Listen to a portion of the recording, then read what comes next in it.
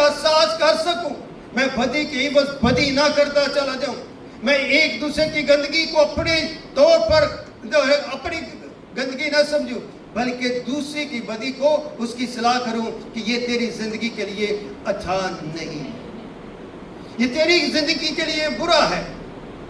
بدی کرنے والا ہمیشہ خدا کی نظر میں شریر رہتا ہے, وہ خدا کی نظر میں ناپاک رہتا ہے, وہ خدا کی نظر میں کیا ہے, بہت دور رہتا ہے.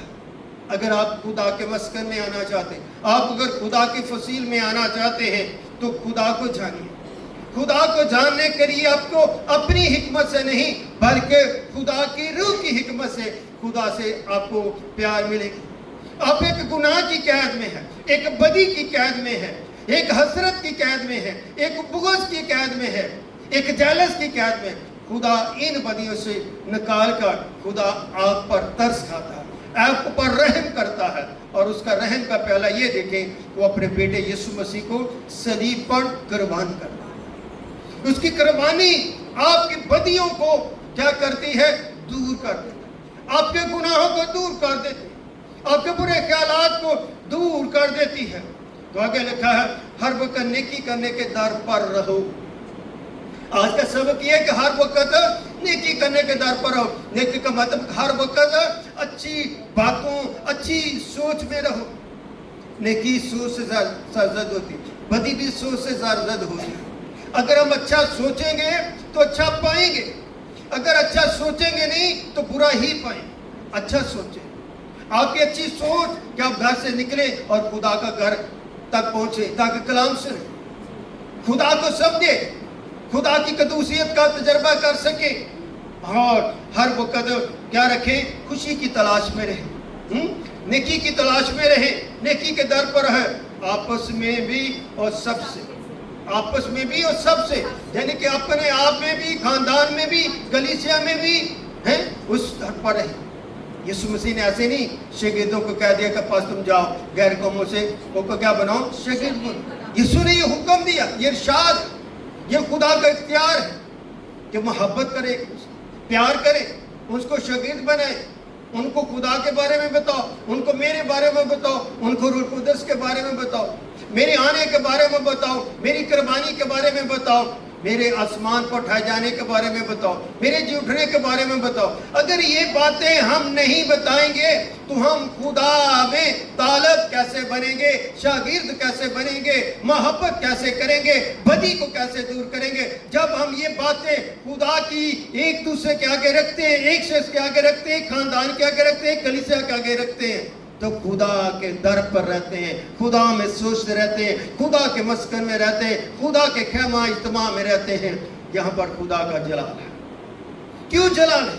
اس لیے کلام میں لکھا ہے, جہاں 2 یا 3 میرے نام کے لیے اکٹھے ہوں گے وہاں پر میں کیا ہوں گا, موجود ہوں. اس کی موجودگی خدا کے جلال کو ظاہر کرے. کس کی موجودگی؟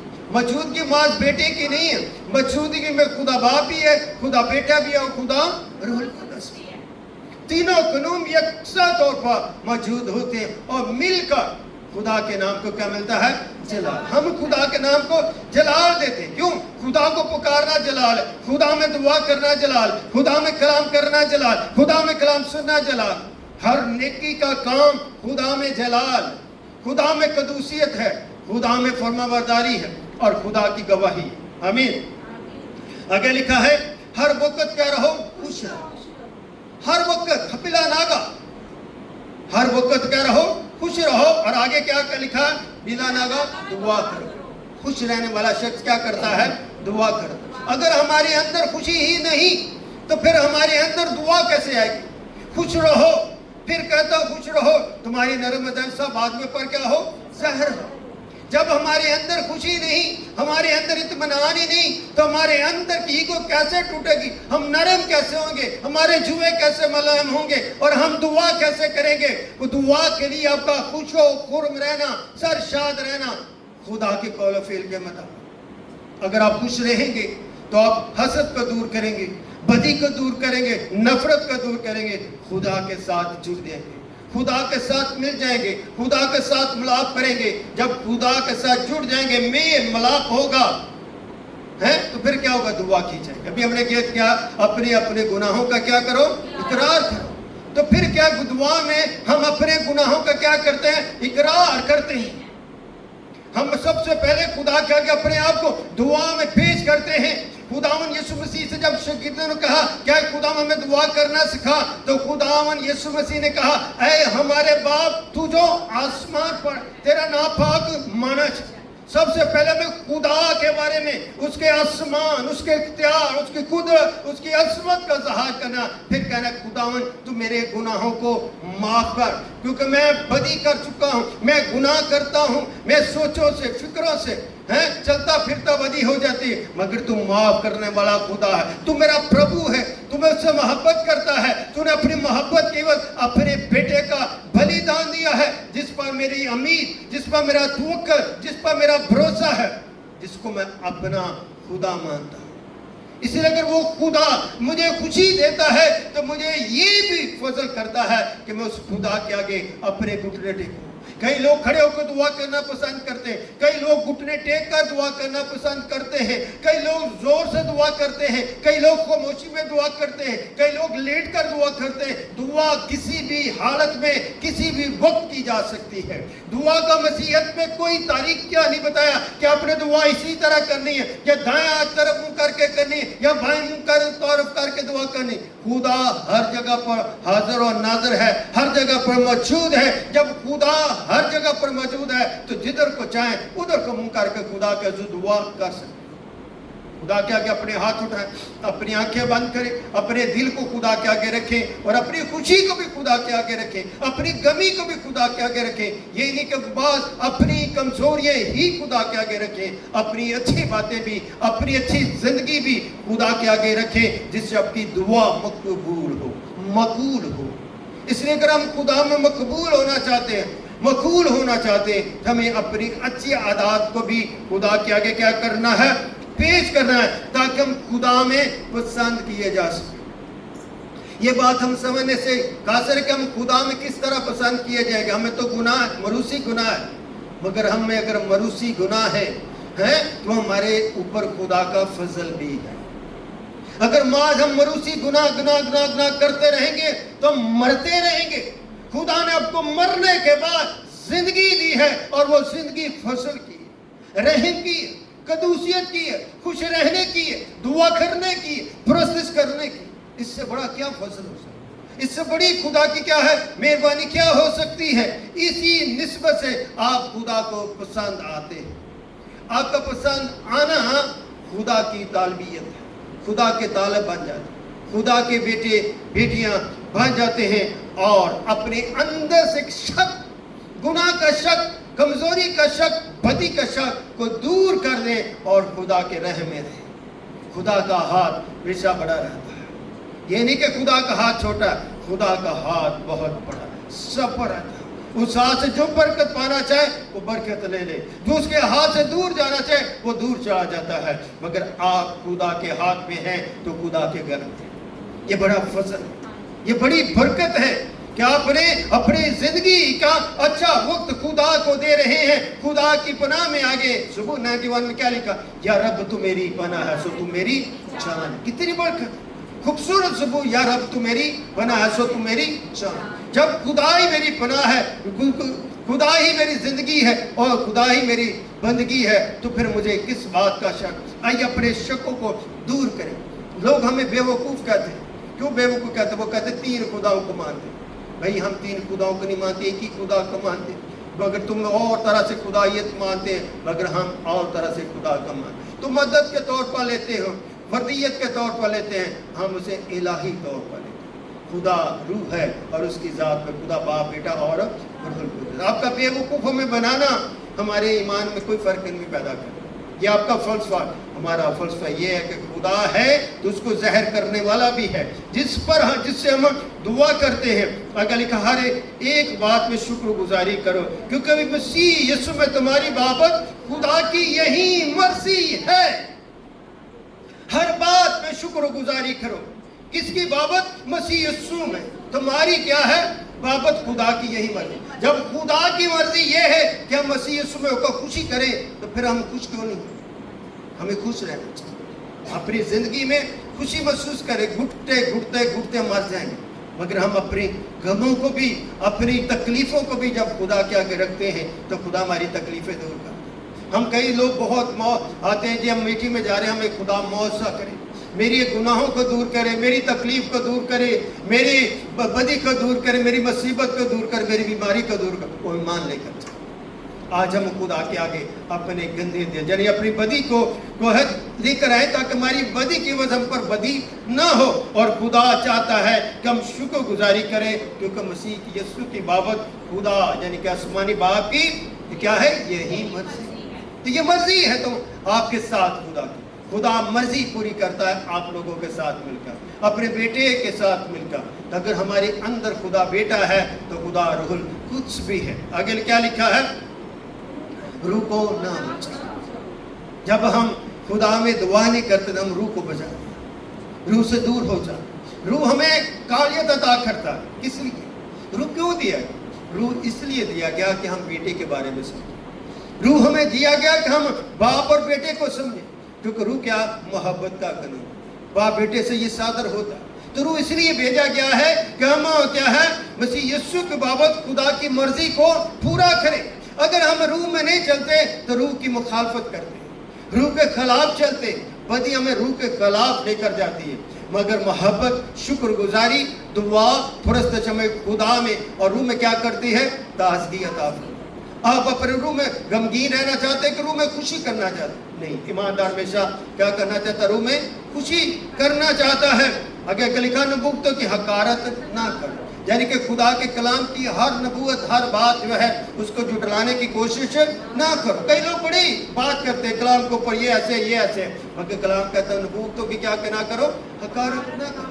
اگر ہم حقارت کریں گے کیا یہ کلام بدل جائے گا؟ نہیں، ہمیں نبوتوں کی حقارت نہیں کرنی، بلکہ ان باتوں کو سمجھنے کی کیا کرنی ہے؟ کوشش کرنی ہے، تاکہ ان باتوں سے ہم ایک دوسرے میں ایمان کی بات، تسلی کی بات، امید کی بات، نجات کی بات، فضل کی بات، بادشاہ کی بات کر سکیں، کیونکہ اس نبوتوں کے اندر یہی باتیں، یہی تعلیم ہمیں دی گئی۔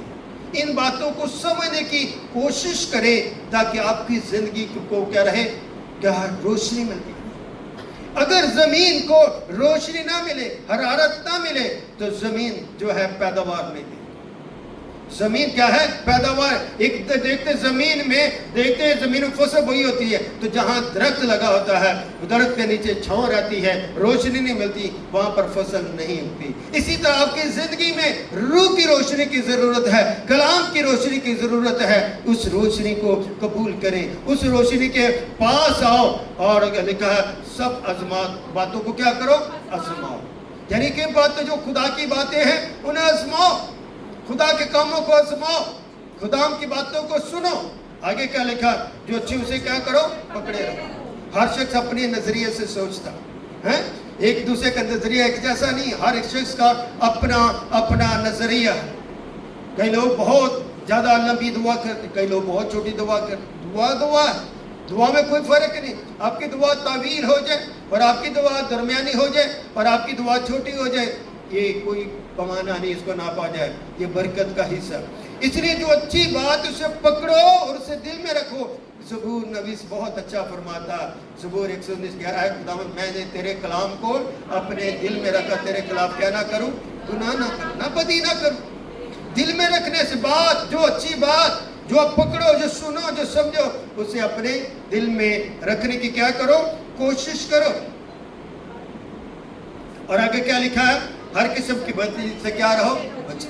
ہر قسم کی بدی، ہر قسم کا گناہ، ہر قسم کی جو بری باتیں جو خدا کو پسند نہیں ہے، ان سے کیا رہنا؟ ہم نے دور رہنا، بچے رہنا۔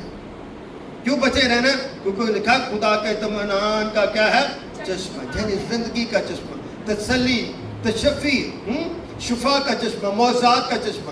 اس لیے ہم جب خدا کے پاس آتے ہیں تو اپنے آپ کو خدا میں ڈپ کرتے ہیں، خدا میں ہنڈیلتے ہیں، تاکہ خدا میں ہم کیا کیا جائے؟ زندہ کیے جائے، خدا میں قوت پائے۔ آپ ہی تم کو بالکل کیا کرے گا؟ پاک کرے گا۔ کون کرے گا؟ خدا آپ کو خود کی پاک کرے گا، آپ کو پر اپنا ہاتھ بڑھائے گا، اپنی قدرت ظاہر کرے گا، اپنا زور ظاہر کرے گا، تاکہ آپ کیا ہو جاؤ؟ پاک ہو جاؤ۔ ہم اپنے آپ میں پاک ہو سکتے ہیں؟ خدا کے علاوہ کوئی ہے شخص پاک؟ کوئی نہیں پاک۔ رسول فرماتا سب نے گناہ کیا، خدا کے جلال سے کیا محروم۔ جب کوئی پاک ہی نہیں تو جلال سے بھی محروم ہے، مگر جس پر فضل ہوا ہے وہ خدا کے فضل میں ہے، وہ خدا کی پاکیزگی میں ہے۔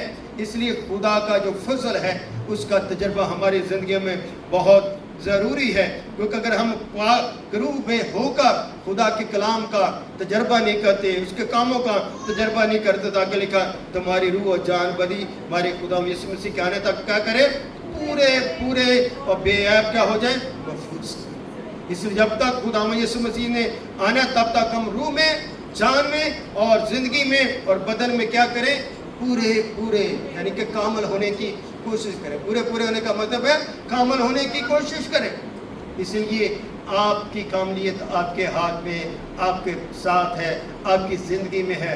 اس کو دور نہ ہونے دیں، بلکہ اسے پورا کرنے کی کوشش کریں۔ خدا کی مرضی کو پورا کرنے کی کوشش۔ خدا کی مرضی یہ دیکھیں کہ جس کو بنایا اس نے گناہ کیا ہے، وہ خدا سے دور ہو گیا۔ خدا نے اس کے لیے ہی اس کے ننگے پن کو ڈھانپنے کے لیے جانور دیا، اس کی لنگیاں بنائی۔ پھر اس گناہ کے غضب کو دور کرنے کے لیے خدا نے اتنے نبیوں کو بھیجا، پھر بھی غضب نہیں دور ہوا، بدی دور نہیں ہوئی، گناہ دور نہیں ہوا، بغض دور نہیں ہوا۔ پھر خدا نے اپنے بیٹے کو اس دنیا میں بھیج دیا تاکہ لوگ اس بیٹے پر ایمان لائیں اور ہمیشہ کی زندگی پائیں۔ یوحنا 3:16 بہت خوبصورت۔ خدا نے دنیا سے کیا رکھی؟ ایسی محبت رکھی تاکہ جو کوئی اس پر ایمان لائے ہلاک نہ بلکہ کیا کرے؟ ہمیشہ کی زندگی۔ یسوع مسیح پر ایمان لانے والا شخص ہلاک نہیں ہے، بلکہ اس کے پاس کیا ہے؟ ہمیشہ کی کیا ہے؟ زندگی ہے۔ اگر آخری بات، تمہارا بلانے والا کیا ہے؟ سچا ہے۔ سچا خدا صداقت سے بھرا ہوا، امید سے بھرا ہوا، تسلی سے بھرا ہوا، محبت سے بھرا ہوا، قدرت سے بھرا ہوا خدا کیا ہے؟ سچا۔ تو جب خدا سچا، اس کا کلام سچا ہے، تو جب اس سچے خدا پر ہم ایمان لاتے تو ہماری زندگی کیا ہے؟ سچی اور سچی ہو جاتی ہے اور پاک ہو جاتی ہے۔ کیونکہ اس باتوں کو ہم اپنی زندگی میں رکھ لیتے ہیں، اپنے دل میں رکھ لیتے ہیں، اپنی روح میں رکھ لیتے ہیں، تاکہ ہماری زندگی سچے گواہ کی اب بن جائے، پیروکار بن جائے، پیکر بن جائے۔ تو اس سچی گواہی کے لیے ہی یسوع نے شاگردوں کو بڑا ارشاد دیا، بڑا حکم دیا۔ تو ہم آج کے کیا ہے؟ یسوع کے شاگرد ہیں، اور یسوع ہمیں کہتا ہے کہ وہ ایسا ہی کرے گا۔ اس کے لیے میرے لیے سچائی کا کام کرے گا، میرے لیے برکت کا کام کرے گا۔ تو آئیے آج اپنے آپ کو خداوند کے بھروسہ کے آگے کا مطلب ہے کہ خداوند کے آگے پیش کرے اور خدا سے دعا مانگے، کیونکہ خدا جو ہے اپنے کلام سے ہمیں برکت دینا چاہتا ہے، اپنی قدرت سے ہمیں نوازنا چاہتا ہے، تاکہ ہم اس کے بیٹے بیٹیاں بن کے خدا کے جلال کو دیکھ سکیں اور اس سے توبہ کر سکیں، بدی کے عوض بدی نہ کریں بلکہ ایمان کے عوض ایمان پائے۔ خدا آپ سب کو آج کے کلام کے وسیلے سے بڑی برکت دے اور آپ کو بڑی تسلی دے اور آپ کو بڑی امید میں رکھے۔ خدا آپ سب کے ساتھ ہو۔ سودا تعلیم